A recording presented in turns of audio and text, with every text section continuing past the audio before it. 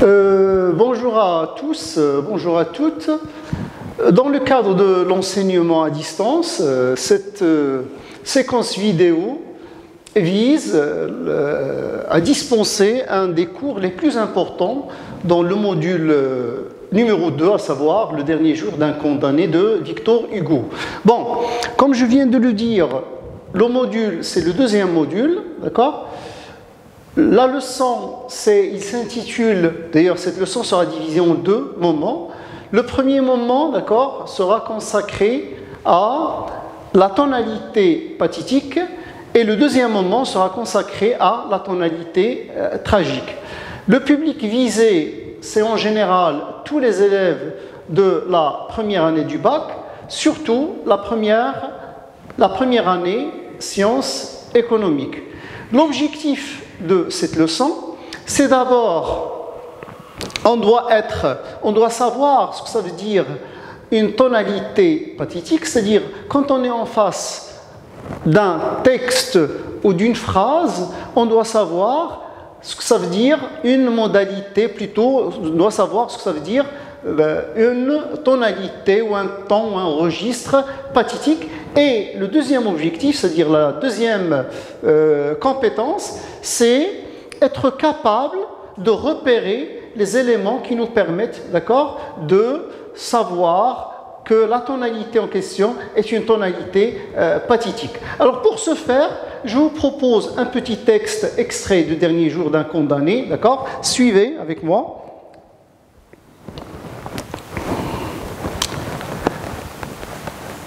Donc, l'activité ici, c'est une activité de langue qui s'intitule « Reconnaître le registre ». Alors, le registre ou le ton ou la tonalité pathétique.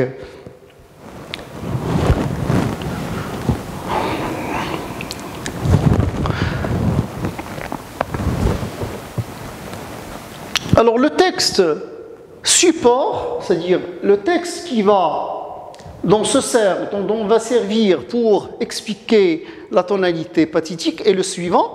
Bien entendu, c'est un petit extrait qui est tiré du dernier jour d'un condamné, le chapitre 26.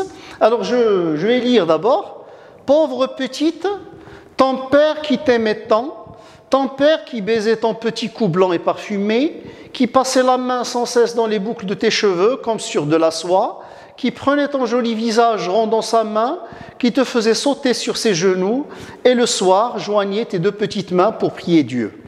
Qu'est-ce qui te fera tout cela maintenant? Qu'est-ce qui t'aimera? Tous les enfants de ton âge auront des pères excepté toi. Comment te déshabiteras-tu, mon enfant, du jour de l'an, des étrennes, des beaux joujoux, des bonbons et des baisers? Comment te déshabiteras-tu, malheureuse orpheline, de boire et de manger? Oh, si ces jurés l'avaient vu, au moins ma jolie petite Marie, ils auraient compris qu'il ne faut pas tuer le père d'un enfant de 3 ans. Donc, je vais commencer rapidement par expliquer quelques mots qui posent problème, pour vous donner une idée sur le texte. Alors, pauvre petite, ici, le narrateur, il s'adresse apparemment, dans la première lecture, donc le narrateur, il s'adresse ici à sa fille.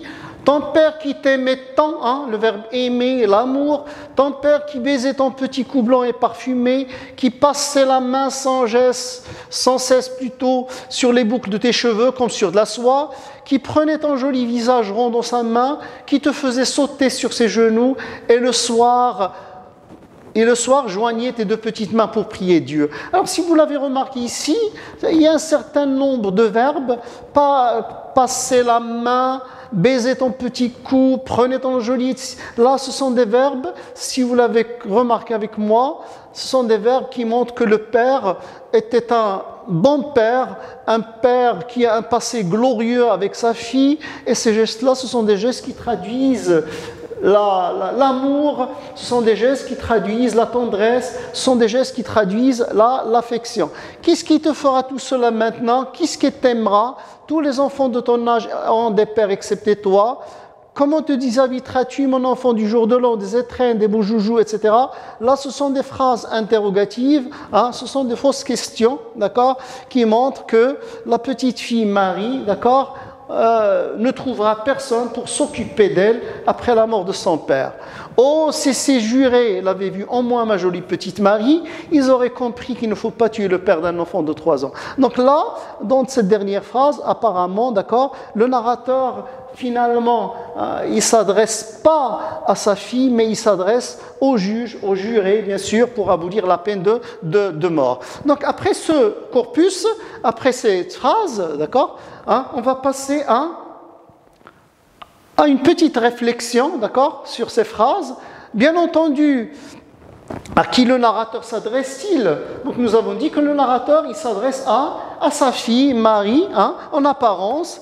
On vous demande ici de relever le champ lexical de l'amour. Alors le champ lexical de l'amour, je crois que dans le texte support, alors vous avez ici les gestes: ton père qui t'aimait, aimé, qui baisait ton petit cou blanc et parfumé, passait la main sans cesse dans les boucles de tes cheveux, faisait sauter sur ses genoux, d'accord, joignait tes petites mains, etc., etc. Donc là, nous avons ce qu'on appelle le champ lexical de l'amour. Alors, puis on vous demande quels sentiments les gestes évoqués par le narrateur expriment-ils. Alors bien entendu les gestes, alors là, vous avez par exemple ton père qui baisait ton petit cou, blanc et parfumé. C'est un geste qui traduit bien entendu l'amour, la tendresse, l'affection.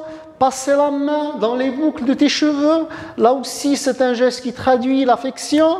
D'accord? Prenez ton joli visage dans sa main, faisait sauter sur ses genoux. Je crois que là, tous les gestes-là, tous les gestes, ce sont des gestes qui traduisent l'amour, ce sont des gestes qui traduisent l'affection, ce sont des gestes qui traduisent la tendresse du narrateur vers sa fille.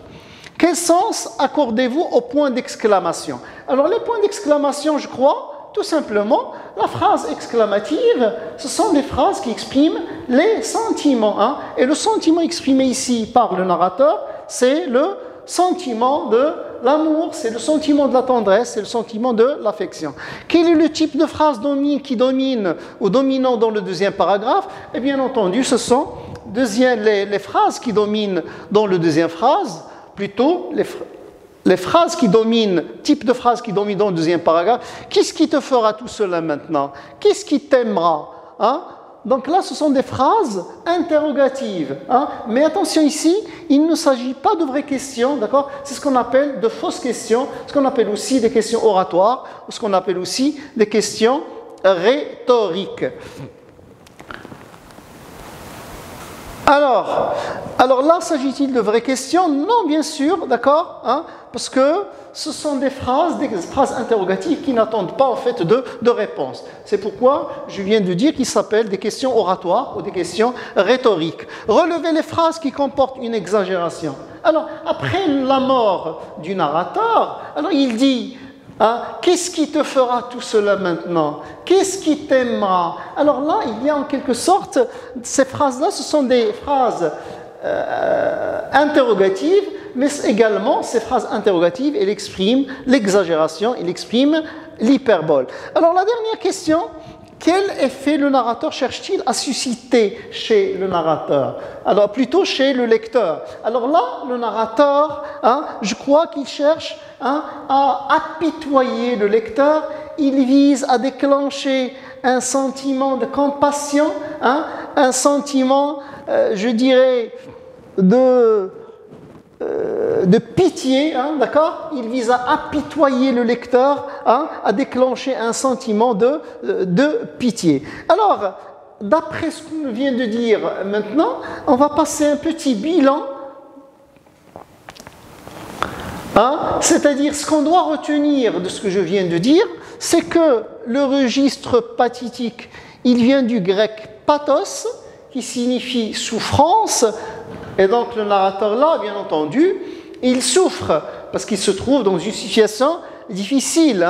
Il déclenche, c'est-à-dire la tonalité pathétique ou le ton pathétique déclenche un sentiment d'attendrissement et cherche parfois à émouvoir. Alors ici, émouvoir jusqu'aux larmes. Le verbe émouvoir ici, je peux le remplacer par le verbe apitoyer, déclencher, susciter un sentiment de pitié. Le temps où le registre pathétique inspire la pitié face à des souffrances ou des situations inhumaines. Alors bien entendu, le narrateur, il souffre. Pourquoi il souffre? Parce qu'il lui reste quelques heures pour mourir.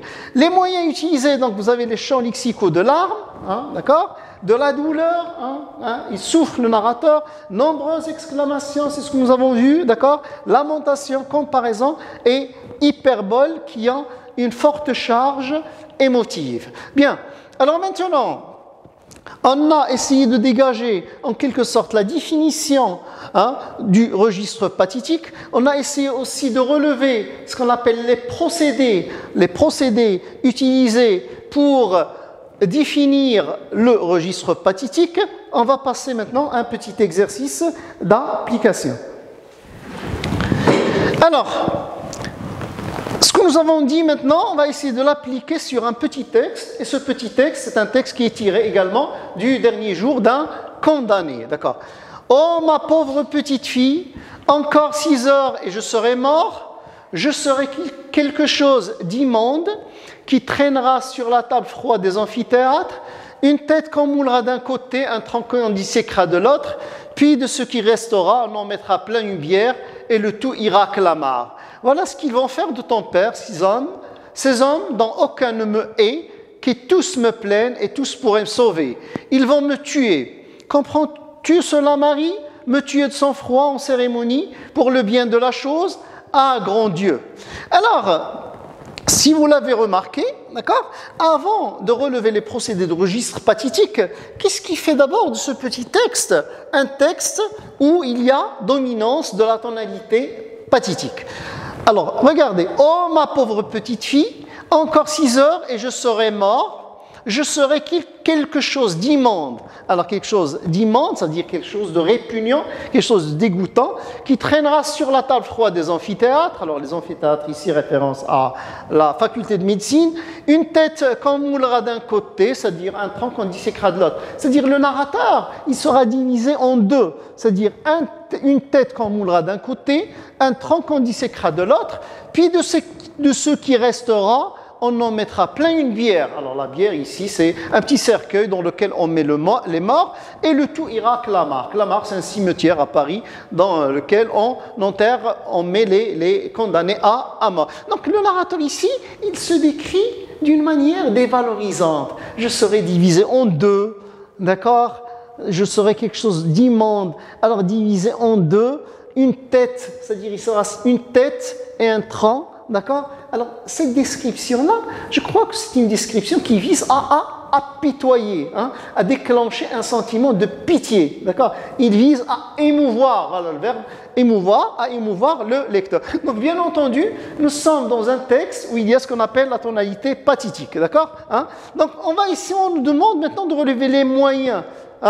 Quels sont les procédés, d'accord, qui nous permettent de dire que la tonalité est une tonalité pathétique. Bien entendu ici, voilà ce qu'ils vont faire de ton père, ces hommes dont aucun me hait, et qui tous me plaignent, me sauver, ils vont me tuer, comprends-tu cela, Marie? Point d'interrogation, d'accord? Puis vous avez ici, en cérémonie pour le bien de la chose, point d'exclamation, ah, grand Dieu, n'est-ce pas? Il y a, d'accord, ici, le champ lexical, ou plutôt il y a ce qu'on appelle les points d'interrogation et les points d'exclamation, d'accord, qui expriment, qui font partie, qui appartiennent à ce qu'on appelle le registre pathétique. Voilà. Donc, ce premier moment est terminé. Restez avec moi pour le deuxième moment. Merci. Rebonjour. Alors, ce deuxième moment sera consacré à la tonalité tragique. Bien entendu, la tonalité tragique, c'est ce qui domine à peu près dans tout ce roman, Le dernier jour d'un condamné. Alors, la tonalité tragique, l'objectif de cette leçon-ci sera d'abord d'être capable, vous devez être capable d'identifier, lorsque vous avez un texte, lorsque vous avez un énoncé, c'est-à-dire une phrase ou un texte, vous devez être capable de dire, est-ce qu'il y a dans ce texte, dans cette phrase, tonalité ou ton au registre tragique ou d'autres tonalités, comme la tonalité pathétique, comme la tonalité ironique, lyrique, etc. Hein, d'accord? Donc, d'une part, vous devez être capable de repérer, hein, de dire, d'identifier un texte où il y a la tonalité tragique, et dans un deuxième lieu, vous devez être capable, vous devez comprendre, être capable de repérer, de relever les indices qui montrent que le texte est un texte où domine la tonalité tragique. Alors là, pour ce faire, je vous propose un certain nombre de phrases qui sont tirées du dernier jour d'un condamné. Alors, je lis. Maintenant, je suis captif. Mon corps est offert dans un cachot, mon esprit est en prison dans une idée, une horrible, une sanglante, une implacable idée. Je n'ai plus qu'une pensée, qu'une conviction, qu'une certitude, condamné à mort. Deuxième phrase, condamné à mort, voilà 5 semaines que j'habite avec cette pensée, toujours seul avec elle, toujours glacé de sa présence, toujours courbé sous son poids. Phrase numéro 3. Je viens de faire mon testament. À quoi bon? Je suis condamné aux frais et tout ce que j'ai, il suffira à peine. La guillotine, c'est fort cher. Alors, je ne sais pas s'il y a des mots qui posent problème. Alors maintenant, je suis captif, ça veut dire je suis emprisonné. Mon corps est dans les fers, dans un cachot, et dans mon esprit, il y a une seule idée, donc il y a ici une sorte de parallélisme entre le corps et l'esprit, une horrible, une sanglante, une implacable idée, je n'ai qu'une pensée, qu'une conviction, hein, qu'une certitude, c'est condamné à mort. Donc ici, le narrateur n'a pas de chance de s'échapper à la mort. C'est sûr, il a une conviction, il a une certitude, d'accord? C'est le sentiment de désespoir en quelque sorte. Condamné à mort, voilà 5 semaines que j'habite avec cette pensée. Alors cette pensée ici, c'est la mort, toujours seul avec elle, la mort, toujours glacé de sa présence, hein, la mort, toujours courbé sous son poids, c'est-à-dire le poids de la mort. Puis ici, je viens de faire mon testament. À quoi bon? Le testament, hein, c'est un écrit laissé par une personne qui va mourir. En l'occurrence ici, le narrateur, il va mourir.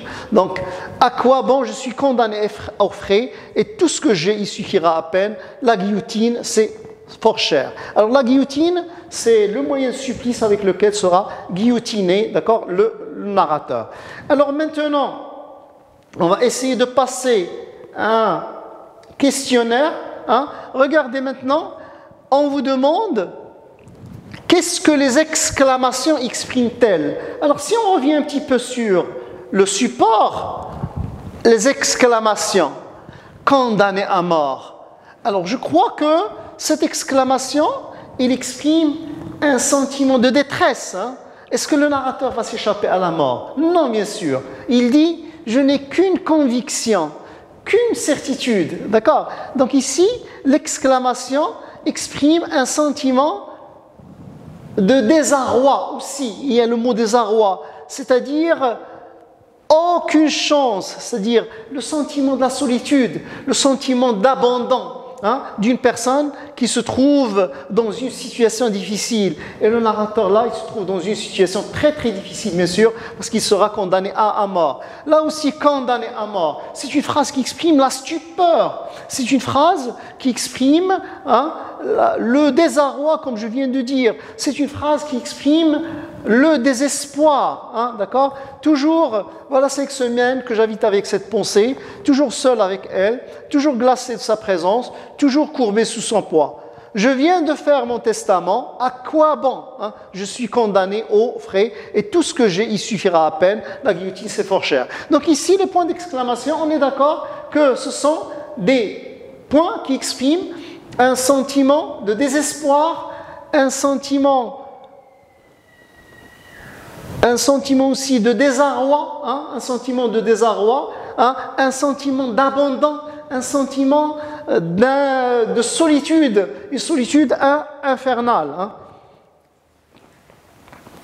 Relevez le champ lexical de la mort. Alors le champ lexical de la mort, regardez, maintenant je suis captif, Mon corps est offert dans un cachot, mon esprit est en prison dans une idée. C'est-à-dire le narrateur, après la prononciation du verdict, dans sa tête, ça y est, il n'y a qu'une seule idée, c'est qu'il est condamné à mort. Hein, d'accord, hein? C'est une idée, une horrible, une sanglante, ici le sang. Le sang ici évoque la mort, hein? Une implacable idée. Je n'ai plus qu'une pensée. Quelle est cette pensée? C'est la mort. Quelle est cette conviction? C'est la mort. Quelle est cette certitude? C'est la mort. C'est qu'il est, hein, n'est-ce pas? C'est que tout ça, tous ces mots-là, hein, ça montre que le narrateur ne va pas s'échapper à la mort. Deuxième phrase, condamné à mort. Donc, le champ lexical de la mort. Hein, voilà 5 semaines que j'habite avec cette pensée. La pensée ici, c'est la pensée de mort, de la mort, n'est-ce pas? Toujours seul avec elle, la mort. Toujours glacé de sa présence, la présence de la mort. Toujours courbé sous son poids, le poids de la mort. Donc vous voyez que les phrases là, ce sont des phrases qui s'enrichissent, en champ lexical de la mort. Je viens de faire mon testament. Alors, je viens de dire que le testament, généralement, c'est un écrit qui est fait par quelqu'un qui va mourir, n'est-ce pas? À quoi bon, je suis condamné aux frais et tout ce que j'ai, il suffira à peine. Donc là, le champ lexical de la mort, le narrateur a-t-il l'espoir d'échapper à la mort? Bien entendu, non. D'accord? Il dit, je n'ai qu'une conviction. Il est convaincu. Il est sûr. Donc le narrateur, il se trouve dans une situation de détresse, dans une situation de désarroi, dans une situation d'abandon. Il ne va pas s'échapper à la mort. Donc voilà, on a un petit peu réfléchi sur les phrases. Ce qu'on doit retenir maintenant. Alors, la tonalité ou le temps tragique, il suscite une émotion née de la conviction intime qu'il n'y a plus d'issue. Le narrateur n'a plus d'issue. Ça y est, c'est sûr, il va mourir. Il exprime le pessimisme. Bien entendu, le narrateur, il est pessimiste, d'accord, il va mourir. La marche inéluctable d'un destin fatal qui voue l'homme à la mort. Les moyens utilisés, c'est surtout les champs lexicaux de la mort, de la souffrance, des passions et des phénomènes destructeurs comme le temps, le destin, la société. Le temps, oui, c'est sûr dans les phrases qu'on vient d'analyser. La société, oui, parce que finalement il est condamné par la société, d'accord? Mais le destin, ici, le mot destin n'existe pas dans ces phrases, mais peut-être on aura l'occasion de voir ça lorsqu'on va travailler sur le 3e module, à savoir l'étude d'une tragédie moderne, d'accord? On va voir comment est-ce que le personnage est un personnage qui est soumis au destin, c'est un personnage qui est soumis à la fatalité. Les formes, c'est-à-dire les moyens, vous avez les interrogations, c'est ce que nous avons vu, les exclamations qui expriment la détresse de l'individu, qui est pris au piège. Le narrateur, on a l'impression qu'il est pris au piège. Les apostrophes, les invocations et les lamentations. Alors on va essayer d'appliquer maintenant un petit exercice d'application. On vous demande de relever les procédés de registre tragique, mais avant de relever, qu'est-ce qui fait d'abord de ce texte, dans ce texte, qu'est-ce qui fait de ce texte un texte où domine la tonalité tragique? Alors je vais le lire rapidement. Plus de chance maintenant, plus de chance. Mon pourvoi sera rejeté, l'indicatif, ça montre la certitude, parce que tout est en règle. Les témoins ont bien témoigné, les plaideurs ont bien témoigné, les juges ont bien jugé. Je n'y compte pas, à moins que, non, folie. Plus d'espérance, plus d'espoir. Le pourvoi, c'est quoi? C'est une corde qui vous tient suspendu au-dessus de l'abîme et qu'on entend craquer à chaque instant jusqu'à ce qu'elle se casse. Donc c'est une corde, ici le pourvoi c'est une corde, c'est une métaphore qui vous tiendra suspendu au-dessus de l'abîme et qu'on entend craquer à chaque instant jusqu'à ce qu'elle se casse. D'accord? Donc ici, vous avez comme si le couteau de la guillotine mettait 6 semaines à tomber. Donc là, vous avez ici une petite comparaison, suivie bien sûr par une exagération, une hyperbole. Si j'avais ma grâce, avoir ma grâce, et par qui? Et pourquoi? Et comment? Il est impossible qu'on me fasse grâce. L'exemple, comme ils disent. Donc vous voyez que le narrateur a perdu tout espoir. Le narrateur se trouve dans une situation de détresse. Il n'y a pas d'autre issue. Il n'y a que la mort. Ça y est. Donc on est dans une tonalité tragique. Concernant les moyens, Alors les moyens, je crois qu'il n'y a que le champ lexical de la mort, ça c'est clair, hein? C'est-à-dire plus de chance. Le narrateur, il a perdu toute chance de rester en vie, d'accord, hein? Puis vous avez ici le champ lexical, nous avons dit le champ lexical de la mort, puis vous avez ici les points d'interrogation et les points d'exclamation qui expriment, d'accord, la détresse, qui expriment le désarroi, qui expriment le sentiment de solitude et le sentiment d'abandon, hein, d'accord. Le sentiment, bien entendu, comme je viens de le dire, le sentiment d'abandon. Alors, j'espère que vous avez tiré profit de cette leçon, de ces deux moments, à savoir la tonalité pathétique et la tonalité tragique. On se verra, Inch'Allah, la prochaine fois dans un autre cours. Merci de votre attention.